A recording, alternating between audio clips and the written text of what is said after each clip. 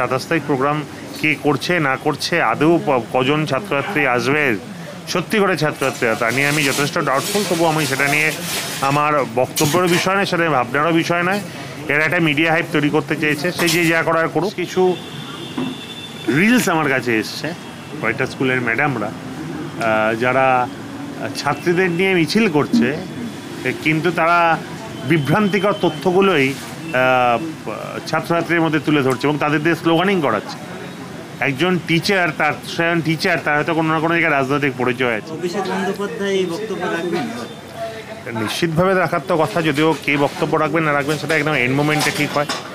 আমার বিশ্বাস আমাদের অনুষ্ঠান যেভাবে হয় প্রত্যেক বছরই তার মাত্রা বাড়ে, নিশ্চিতভাবে এবছরও তার থেকে আরও বাড়বে। অন্তত বলতে পারেন যে পরিবেশ পরিস্থিতি বৃষ্টির জন্য যেই জায়গায় চলে গেছে সেটাকে নিয়ে একটু ওয়েদার নিয়ে একটু প্রতিকূলতার জায়গায় আমরা আছি। এখানে প্রচুর ছাত্রছাত্রী আসে, এত বৃষ্টি এত জল যদি জমে সমস্যা হবে। সেক্ষেত্রে আমরা ভাবছি ছাত্রছাত্রীর জন্য কী করা যায়, আমরা দেখছি তার ব্যবস্থা বানাতে চেষ্টা করছি। আর বাদবাকি তৃণমূল ছাত্র পরিষদ একটা শক্তিশালী সাংগঠনিক ছাত্র সংগঠন, তো তারা সারা বছর ধরে তাদের এটা একটা অনুষ্ঠান 28 আগস্ট তারা অপেক্ষা করে থাকে মমতা বন্দ্যোপাধ্যায়, অভিষেক বন্দ্যোপাধ্যায় কী বার্তা দিচ্ছেন সেটাকে শোনার, এবং সারা বছর ধরে আমরা সেইভাবেই চলি। আমাদের এবছর অনেক আশা আছে আমাদের নেত্রীর কাছে, অভিষেকদার কাছে। আমি বিশ্বাস রাখি যে এই 28 আগস্ট যাই প্রতিকূলতা থাকুক, তৃণমূল ছাত্র পরিষদ সারা ভারতবর্ষের মধ্যে সবচেয়ে শক্তিশালী ছাত্র সংগঠন, এবং আগামী দিনেও এই 28 আগস্ট তারা আবার প্রমাণ করবে যে এবার সর্বকালের সর্বশ্রেষ্ঠ ছাত্র জমায়েত শুধু নয়, ইতিহাসের যে কোনো ছাত্র সংগঠনের সবচেয়ে বৃহৎ ছাত্র সমাবেশ হতে চলেছে। এখানে অভিষেক বন্দ্যোপাধ্যায় এই বক্তব্য রাখবেন? নিশ্চিতভাবে রাখার তো কথা, যদিও কে বক্তব্য রাখবেন না রাখবেন সেটা একদম এন্ড মোমেন্টে ঠিক হয়। আমার বিশ্বাস আমাদের অনুষ্ঠান যেভাবে হয় প্রত্যেক বছরই তার মাত্রা বাড়ে, নিশ্চিতভাবে এবছরও তার থেকে আরও বাড়বে। শোনা যাচ্ছে যে এবছর যে প্রোগ্রাম হচ্ছে সেখানে অভিষেক বন্দ্যোপাধ্যায় বেশি একটা সক্রিয়তা দেখাচ্ছেন না। আমার ছাত্রীদের উপদেশ বিষয়টা অভিষেক ব্যানার্জি নিজে দেখেন না, আমার কাছে এমন কোনো জায়গা নেই। আমি আমার মতন করে যেভাবে যা সহযোগিতা পাই আমি আমার মতন করে তো পাচ্ছি, এবং আমি বরাবরই অভিষেক বন্দ্যোপাধ্যায় আমাদের ছাত্র যুবদের কাছে একটা আইকন শুধুমাত্র নয়, তিনি সার্বিক সহায়তা করেন এবং তার সাপোর্ট, তার উৎসাহ এবং দিক নির্দেশে আমাদের এগিয়ে চলে। কিন্তু বরাবরই আমাদের দল তৃণমূল ছাত্র পরিষদকে একটা স্বাধীন সংগঠন হিসেবে রাখে, এবং এটা তো শুধুমাত্র একটা প্রোগ্রাম নয়, এইটা আগামী নেতৃত্ব উঠে আসার একটা জায়গা। তাই আমরা আমাদের বরাবরই, আমি আজকে ছাত্রের সভাপতি আছি বলে নয়, যখন যে ছাত্রের সভাপতি থাকে এবং যারা রাজ্য কমিটি জেলার সভাপতি থাকে তারাই প্রোগ্রামটা অর্গানাইজ করে। এটা তাদের কাছে একটা শেখার প্রোগ্রাম। তাই তারা করছেন, যেখানে আমরা আটকে যাচ্ছি বা কোনো সহযোগিতা প্রয়োজন পড়ছে আমরা মাদার যুব লিডারদের কাছে বলছি, তারা করছেন। এটার মধ্যে কোনো অস্বাভাবিকতা কিছু নেই। এই প্রেশার, এই ভালো খারাপ, এই প্রতিকূলতা, সুবিধা অসুবিধার মধ্যে কাজ করতে করতে তো একজন নেতৃত্ব তৈরি হয়। দল আমাদের সেই চেষ্টাটাই করে। দেখুন, সব যদি আজকে বলে দিই তবে 28 তারিখের কোনো উৎসাহ আর থাকবে না। নিশ্চিত থাকুন, আমরা ছাত্র সমাজ, আমরা সময় উপযোগী কথা বলি, এবং যারা আজকে অধিকাংশ ক্ষেত্রে যারা রাজনীতিকরণ করার চেষ্টা করছে তাদের ক্ষেত্রে হয়তো আপনি কোনো ঘটনা, কোনো ইস্যু হিসেবে তৈরি হয়। আমরা 365 দিন 24 ঘন্টায় সাধারণ ছাত্রছাত্রীর পাশে থাকি, মানুষের পাশে থেকে রাজনীতি করি। তাই আমাদের কাছে কোনো ঘটনা ঘটলে সেটা রাজনৈতিক ইস্যু নয়, আমাদের কাছে কোনো ঘটনা ঘটলে সেটা দ্রুত সমস্যা সমাধান। আর এই ঘটনা তো নিশ্চিত যে দোষীর শাস্তি চাই এবং কঠোর থেকে কঠোরতর শাস্তি চাই। বিচার ব্যবস্থার প্রতি আমরা আস্থা রাখি। কয়েকজন পলিটিক্যালাইজড করার চেষ্টা করছে, এবং আজকে যারা করছে, যারা মুখ্যমন্ত্রী পদত্যাগ দাবি করছে, কেন জাস্টিস আসছে না সেটা নিয়ে, তারা জেনে বুঝেই করছে। তারা জানে যে এখন তদন্ত করছে সিবিআই। প্রথম দিনই পুলিশ, বাংলার পুলিশ কিন্তু সঞ্জয়কে ধরেছিল এবং তার বিরুদ্ধে যা করা সেটা করেছিল। এখন তদন্ত করছে সিবিআই। আমার মনে হয় আমরা যারা দায়িত্ববান জায়গায় রয়েছি তাদের দায়িত্বপূর্ণ কমেন্ট করা উচিত। তাই আমরা বিচার ব্যবস্থার প্রতি আস্থা রাখি এবং দোষীর কঠোর থেকে কঠোর শাস্তি দাবি করছি। 27 তারিখ নবান্ন অভিযানে ডাক দেওয়া হয়েছে ছাত্র সমাজের নামে, আর 28 তারিখে আপনাদের প্রোগ্রাম। দেখুন, ছাত্র সমাজের নামে কেউ ডাক দিতেই পারে, কিন্তু এর পেছনে যে রাজনৈতিক অভিসন্ধি আছে মানুষ বুঝতে পারছে। যাদের ছাত্রদের থেকে যাদের ঢের দূরে দাঁড়ায়, যাদের ছাত্রের সঙ্গে কোনো সম্পর্ক নেই, কলেজ গেটে যাদের কোনো ইউনিট নেই, যাদের ছাত্রছাত্রীর সুবিধা অসুবিধা যাদের পাশে দাঁড়ায় না, আজকে তারা যদি এই সম্পর্কিত কথা বলে তবে আমি দৃঢ়ভাবে বলতে পারি আলটিমেটলি তারা কিছু করে উঠতে পারবে না। আর আমাদের 28 তারিখ প্রোগ্রাম, আমরা সেটা নিয়ে কনসেন্ট্রেট করছি। 27 তারিখ প্রোগ্রাম কে করছে না করছে, আদৌ কজন ছাত্রছাত্রী আসবে সত্যি করে ছাত্রছাত্রীরা, তা নিয়ে আমি যথেষ্ট ডাউটফুল। তবু আমি সেটা নিয়ে আমার বক্তব্যের বিষয় নয়, সেটা ভাবনারও বিষয় নয়। এরা একটা মিডিয়া হাইপ তৈরি করতে চেয়েছে, সে যে যা করার করুক। 28 তারিখে আলটিমেট ছাত্র সংগঠন এবং ছাত্র জমায়েত বলতে কী বোঝায় বাংলার মানুষ সেটা বুঝতে পারবে। এবং আমি নিশ্চিত 28 তারিখ আপনার প্রকৃতপক্ষে ছাত্র সমাজ কি বলছে সেটা বুঝতে পারবে। এই কারণে 27 তারিখের প্রসঙ্গটা আসে, কারণ বিভিন্ন জেলা থেকে আপনাদের ছাত্রছাত্রীরা আসে একদিন আগে দুদিন আগে। তো 27 তারিখ যদি এই ধরনের প্রোগ্রাম থাকে নবান্ন অভিযানের মতো, তাতে অসুবিধা হবে না? ওই আবার বললাম যে আমরা 365 দিন 24 ঘন্টা ছাত্রছাত্রীদের পাশে থেকে রাজনীতি করি। কি কোন পতাকার আড়ালে বা তাদের পতাকা লুকিয়ে, যাতে পতাকা দেখালে তাদের কাছে আর কোনো ছাত্রছাত্রী আসবে না, 5-10 জনকে ভুল বুঝিয়েও নিয়ে যেতে পারবে না, তারা সেই জন্য এর আড়াল করার চেষ্টা করছে। কিন্তু বাংলার ছাত্র সমাজ এত বোকা নয়। বাংলার ছাত্র সমাজ যথেষ্ট শিক্ষিত এবং অন্য 5টা রাজ্যের মতন নয় যেখানে বিজেপি নিজের মতন করে শিক্ষিত করতে চাইছে, নিজের মতন করে ইতিহাস বদলাতে চাইছে। Just wait and watch. 27 কী হবে না হবে সেটা আপনারাও দেখতে পারবেন, এবং 28-এ কী হচ্ছে না হচ্ছে, কতজন থাকছে, তারা কি কোন সুরে কথা বলছে, তারা কি দাবি নিয়ে আসছে, তাদের বক্তব্যটা কি, আপনারা অনেক ভালো করে শুনতে পারবেন। ওয়েট করুন 28-এ। সিবিআইকে চেপে ধরার কথা বলা হচ্ছে, যেহেতু এখন সিবিআই গোটা আরজি করের কেসটা দেখছে। তো 28 তারিখের মঞ্চ থেকে আপনারা কি সিবিআইকে উপর চাপ বাড়ানোর দিকে আরও এগোবেন? দেখুন, আবারও বললাম যে 28 তারিখ কী করবো না করবো সেটা আজকে আমি মিডিয়ার কাছে বলতে রাজি নয়। কেন 28 তারিখে একটা উৎসাহ থাকে এবং কিছু জিনিস 28 তারিখের জন্য রেখে দেওয়াই ভালো।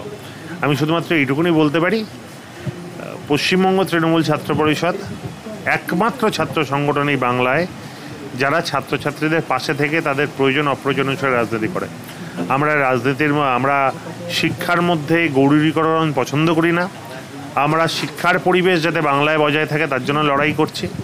যারা বাংলার শিক্ষার পরিবেশকে ধ্বংস করতে চাইছে, যারা ছাত্রছাত্রীদের মধ্যে ভুল বার্তা দিতে চাইছে, তাদের আমরা ধিক্কার জানাই। বিশ্বাস রাখি বাংলার নেত্রী, বাংলার মুখ্যমন্ত্রী মমতা বন্দ্যোপাধ্যায়ের ওপর, বিশ্বাস রাখি আমাদের আইকন অভিষেক বন্দ্যোপাধ্যায়ের ওপর। নিশ্চিতভাবে আগামী দিনেও আমাদের লড়াই ছাত্রছাত্রীদের জন্যই থাকবে, বাংলা সমাজের জন্যই থাকবে। আর একটা প্রশ্ন থাকবে যে ছাত্রছাত্রীরা তো প্রতিবাদ দেখায় আরজি কর নিয়ে, সিবিআই এর বিরুদ্ধে আপনারাও পথে নেমেছেন তৃণমূল ছাত্র পরিষদ বিভিন্ন জায়গায়।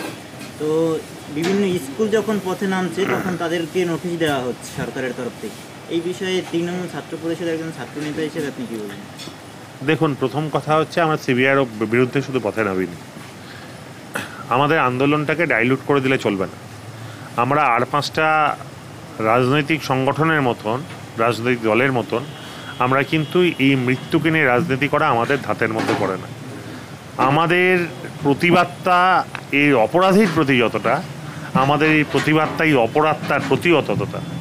আজকে এটা এমন একটা ক্রাইম এবং যারা ধর্ষণ করে বা খুন করে এরা এই পর্যায়ের ক্রিমিনাল যে এদের কোনো জাত, ধর্ম, বর্ণ, রাজনৈতিক হতে পারে না। আমরা আজকে পথে নেমেছি যাতে ভবিষ্যতেও কেউ, যেমন দোষীর শাস্তি এই যে ফাঁসি দাবি করছে, নিশ্চিতভাবে ভবিষ্যতে আর যাতে কোনো মায়ের কোল খালি না হয়, ভবিষ্যতে আর কোনো পুরুষ যেন এমন কোনো ঘটনা ঘটার আগে 100 বার ভাবে, এবং প্রত্যেকটি পুরুষ নিজেদের দায়িত্ব, নিজের বাড়ির মা যেখান থেকে তারা জন্ম লাভ করেছে সেও তো একটা মা, সেই মায়ের কথা ভাবে, তার বাড়িতে বোনের কথা ভাবে। আমি এই বিশ্বাস রেখে আমরা আন্দোলন করছি, এবং এই ঘৃণ্য ঘটনা সারা বাংলা কেন, সারা ভারতবর্ষ কেন, সারা বিশ্বের মধ্যে কোথাও না হোক, কোনো নারীকে না নির্যাতিত না হয়, সেটা আমার বা আমাদের সবচেয়ে প্রথম দাবি। যে চলে গেছে তাকে তো ফিরিয়ে আনতে পারবো না, কিন্তু যেভাবে এই মৃত্যুটাকে কেন্দ্র করে বিভিন্ন রাজনৈতিক দল বিভিন্ন মিথ্যা খবর ছড়াচ্ছে এবং সাধারণ মানুষকে বিভ্রান্ত করে তাদের ইমোশনকে খেলিয়ে তারা সরকার বিরোধী একটা আন্দোলন গড়ে তোলার চেষ্টা করছে, এটা আমি ধিক্কার জানাই।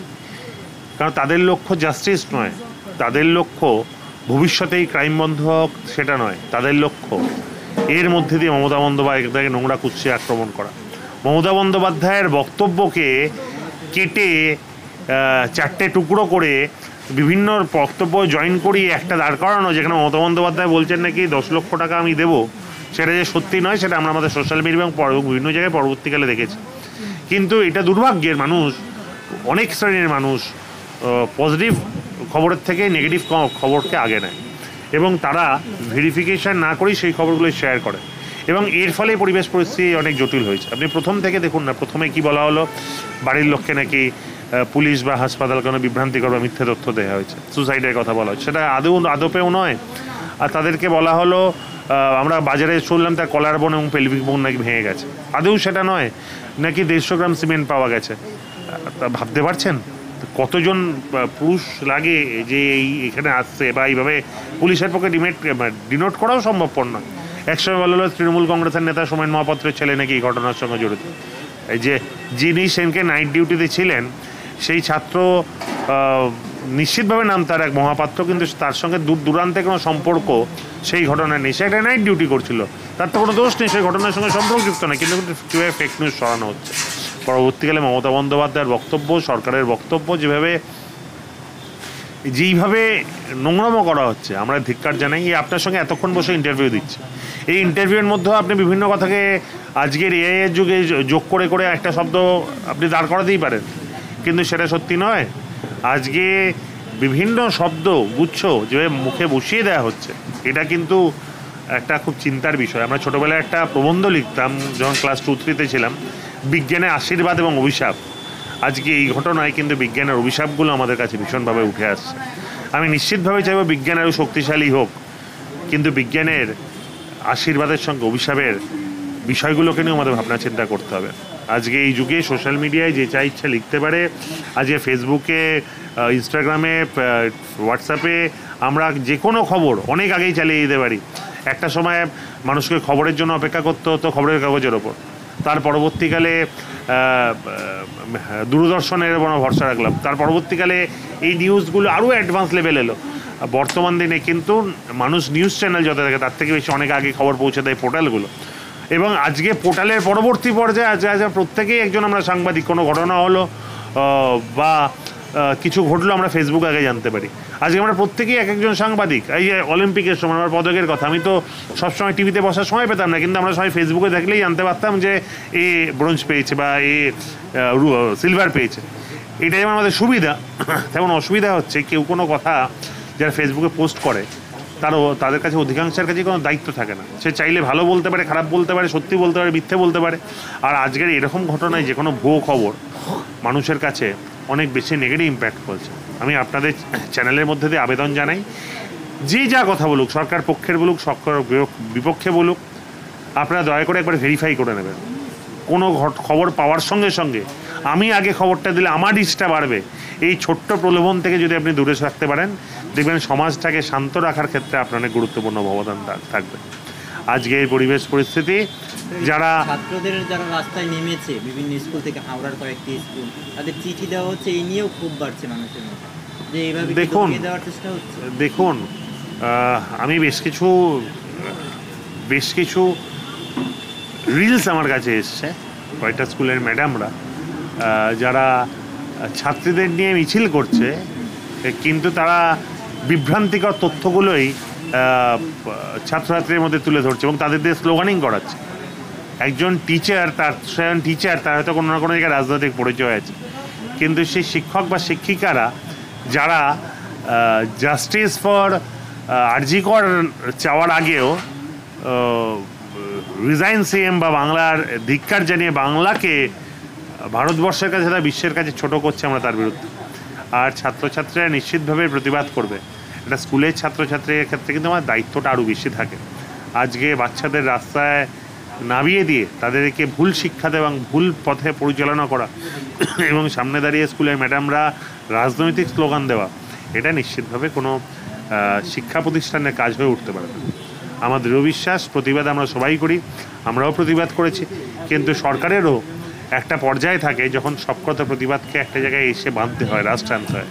আপনি যদি মহামান্য আদালতের বিভিন্ন রায়গুলো দেখেন, দেখবেন আদালতও কিন্তু সেরকম কথাই বলছেন। নিশ্চিতভাবে সব কিছুর সময় থাকে সব কিছু জাস্টিস, আমি নিশ্চিতভাবে বিশ্বাস রেখে এখন পাবো, কিন্তু তার সঙ্গে সঙ্গে আমাদের দৈনন্দিন সিস্টেম, দৈনন্দিন ব্যবস্থা, দৈনন্দিন সমাজ ব্যবস্থাকেও কিন্তু আমাদের এগিয়ে নিয়ে যেতে হবে। সেটা যদি কোনোভাবে স্তব্ধ হয়, ঠিক যেভাবে ধরুন আরজি করে যেই ভাঙচুর হলো, যেই ঘৃণ্য ঘটনা ঘটলো, এটা আজকে আপামর বাংলার মানুষ দেখেছেন। একবার বলুন তো, এই যেভাবে একটা মৃত্যু একটা মায়ের কোলখালি করছে, সেইটা শত বেদনায়ক এবং অনভিপ্রেত। ঠিক তেমনভাবে আরজি করের যে ভাঙচুর হলো, তারপর যে মুমূর্ষ রোগীরা ভর্তি ছিল, তাদের স্বাস্থ্য ব্যবস্থায় যে অবনতি হলো বা তার জন্য যতজন মানুষ অ্যাফেক্টেড হলো, বা আপনারা একটু গিয়ে খোঁজলে দেখতে পাবেন তার সেই সময় যে মৃত্যু ঘটনাগুলো ঘটলো বা চিকিৎসার অভাব ঘটনাগুলো ঘটলো, অভাবে মানুষকে সাফারার হতে হলো, আজকে তাদের জীবনগুলোর গুরুত্বও কিন্তু কোনো অংশে কারোর থেকে কম নয়। এক একটা মানুষের জীবন অত্যন্ত গুরুত্বপূর্ণ। তারাও কারুর ছেলে বা কারুর মেয়ে, তারাও কারুর বাবা বা কারুর মা, তারাও কারুর দিদি বা কারুর ভাই। তাই কোনোভাবেই এই সমাজ ব্যবস্থায় কোনো হিংসার ঘটনা ঘটুক, এটা আমরা চাই না, ভবিষ্যতেও চাইব না। আপনাদের চ্যানেলের মধ্যে দিয়েও আমি আপনাদের শ্রোতাদের আবেদন জানাই, আমরা প্রতিবাদ নিশ্চিন্তে করব, কিন্তু দেখবেন কোনো রাজনৈতিক দলের বোড়ে হয়ে গিয়ে আপনার মানসিকতাকে ভুল পথে চালিত করে আপনাদের কাছে দিয়ে সে রাজনীতি করিয়ে নিচ্ছে না। তো করুন রাজনীতি, সামনে এসে করুন, দয়া করে মৃত্যুকে সামনে লাগিয়ে মৃত্যু মিছিলের মধ্যে দিয়ে আপনারা আন্দোলন করে বাংলাকে অশান্ত করার চেষ্টা করবেন না।